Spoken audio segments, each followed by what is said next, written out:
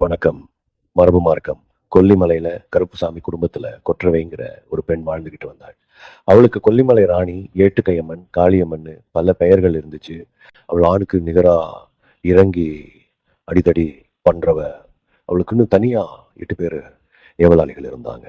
அவளுடைய வேலைகள் எல்லாம் அந்த 8 பேரை வச்சே அவள் சூட்சும வேலை எல்லாத்தையும் செய்துகிட்டு வருவா. ஒவ்வொரு வேலையாளுக்கும் அவளுடைய பெயரை தாங்கி இருந்தாங்க. அந்த 8 ஏவலாளியும் அவள் சொன்ன வேலையை கச்சிதமா செய்து முடிப்பாங்க. அந்த 8 பேரும் எலக்காளி, கொல்லக்காளி, உதிரக்காளி, ருத்ரகாளி, மயானக்காளி, இடுகாட்டுக்காளி, சுடுகாட்டுக்காளி, காட்டேரின்னு பல பெயர்கள் அவங்களுக்கு வேறு பெயர்களும் இருந்துச்சு. அந்த 8 பேரும் அகோரமா இருந்தாங்க. அவங்கள தேவதைகள் அப்படின்னு சித்தர்கள் சொன்னாங்க. தேவிமார்கள் சொன்னாங்க. அந்த 8 பேருமாக்கெல்லாம் வெளிய நீட்டிக்கிட்டு ரத்த வாடையோடையும், கவுச்சு வாடையோடையும் கருமையான நிறத்துல இருந்தாங்க. நீதி வேலைகள் செய்யக்கூடியவங்களா இருந்தாங்க. அந்த 8 வேலையாட்களையும் எல்லைக்கு அப்பால வச்சு வழி நடத்துனாங்க. குடிகளையும் குடும்பத்தையும் பாதிக்கக்கூடாதுன்னு, பெண்களையும் குழந்தைகளையும் அந்த 8 பேரையும் வணங்கக்கூடாதுன்னு, வழிபடக்கூடாதுன்னு ஒரு வரையறை வச்சிருந்தாங்க. அந்த 8 பேருக்கும் ரத்த வாடை ரொம்ப பிடிக்கும்.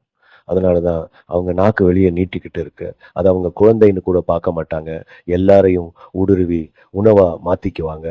அதனால குழந்தைகளை பாதுகாக்கிறதுக்காக நம்ம முன்னோர்கள் அந்த தேவதைகளை யட்சானிகள், யாட்சினிகள், தேவதைகள், ஏவல்கள் எனும் பெயர் வச்சு அதை வழிநடத்தினாங்க.